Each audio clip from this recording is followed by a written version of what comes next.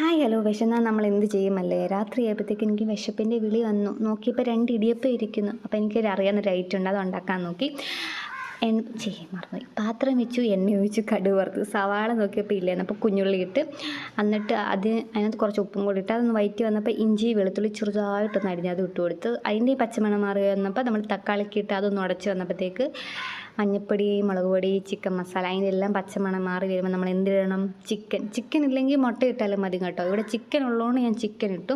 എന്നിട്ട് ഉപ്പ് ഇടണം കേട്ടോ. എന്നിട്ട് ഉപ്പ് കൂടുതലാണോ കുറവാണോ എന്നൊക്കെ നോക്കണം. എന്നിട്ട് കുറച്ച് വെള്ളം ഒഴിച്ച് ആ വെള്ളം ഒന്ന് വറ്റി വരുമ്പോൾ ഇതാണ് നമ്മുടെ താരം ഇടിയപ്പം. ഓക്കെ, അപ്പോൾ ഈ ഇടിയപ്പത്തിന് നമ്മൾ അങ്ങോട്ട് ഇടും, പിച്ച് കീറിയിട്ട് അങ്ങോട്ട് ഇട്ട് കൊടുത്തിട്ട് നല്ലപോലെ അങ്ങോട്ട് ഇളക്കുക. ആ ഇളക്കിലാണ് എല്ലാം ഇരിക്കുന്നത്. മല്ലിയില ഉണ്ടെങ്കിൽ അതും കൂടി ഇടുക. എനിക്ക് ഭയങ്കര ഇഷ്ടമാണ് മല്ലിയിലയും കൂടി ഇടുമ്പോൾ കുറച്ചും കൂടി നല്ലതായിട്ട് എനിക്ക് തോന്നിയിട്ടുണ്ട്.